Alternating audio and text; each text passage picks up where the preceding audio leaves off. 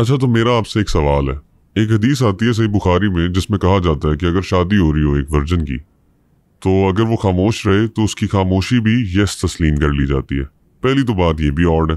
دوسری چیز آگے اس کے یہ بھی منشن کیا گیا کہ اگر کوئی بندہ جو ہے وہ 2 فالس وٹنسز لے کے آئے اور کہے کہ جی میری اس سے شادی ہو گئی ہے، بے شک وہ خاموش تھی لیکن یہ شادی تسلیم کر لی جائے گی، اور جج جو ہے وہ اس میں راضی ہو جائے گا، 2 بندے لے آئے اپنی مرضی سے اور چاہ کے شادی کروا لے.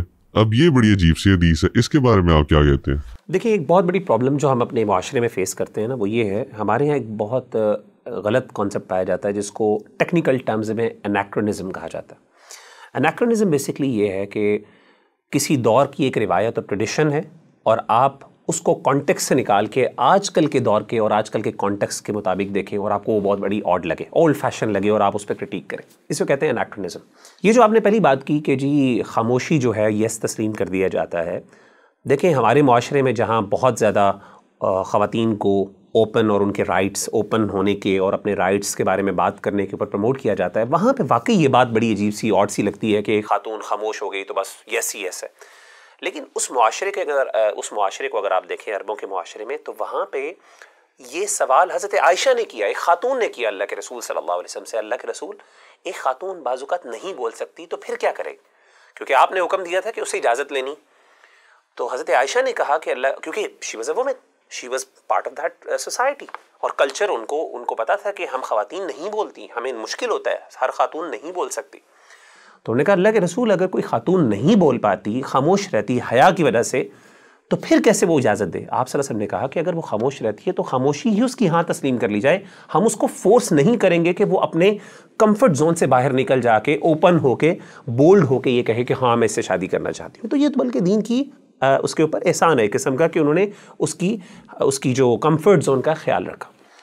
دوسری بات جو آپ نے کی کہ جی یہ جو فالس وٹنس والی، یہ بات آپ کی درست ہے کہ صحیح بخاری کے اندر امام بخاری نے اس چیز کو نقل کیا، لیکن امام بخاری نے کہا، اگر آپ اس کو حدیث کو دیکھیں تو امام بخاری نے یہ حدیث کا پارٹ نہیں بنایا، حدیث کا پارٹ نہیں ہے، بلکہ امام بخاری نے کہا اس حدیث کو منشن کرنے کے بعد، اجازت کے بعد، آپ نے فرمایا کہ کچھ لوگ یہ کہتے ہیں.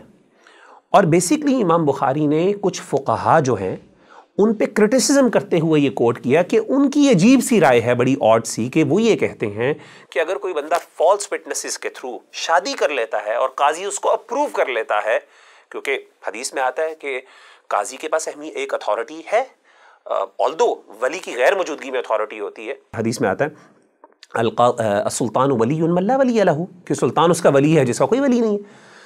تو ایسے موقع پر انہوں نے کہا کہ اتھارٹی اس کے پاس چونکہ ہے، تو اگر سلطان اپروو کر دیتا ہے تو وہ کیا ہوگا، وہ اس کی میرج جو ہے، وہ میرج جو اس کا جو کانٹریکٹ ہے وہ ویلڈ ہوگا.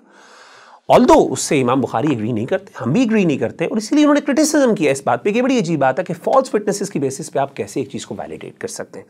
اور اس کو نہ صرف ان فقہا نے خود، بلکہ ان جن فقہا کے اوپر تنقید کی، ان کے فالوورز نے بعد میں کہا کہ امام بخاری نے ہمارے بڑے فقہا پہ تنقید کی ہے. تو یہ تو انہوں نے کرٹیسزم کے لیے مینشن کیا، حدیث کا کوئی پارٹ نہیں. ہم اس سے ایگری نہیں کرتے. یہ کسی بندے کی رائے ہے، کوئی ماننا چاہتا ہے مان لے دلائل کی بیسس پہ، وہ نہیں ماننا چاہتا نہ مان لے. تو اس کو حدیث کے ساتھ جوڑنے سے میرا خیال ہے یہ ایک قسم کی ڈس آنیسٹی ہوگی کہ اگر ہم اس کو حدیث کے ساتھ جوڑ کے اور حدیث پر اس پر اعتراض کریں. Okay, that make sense.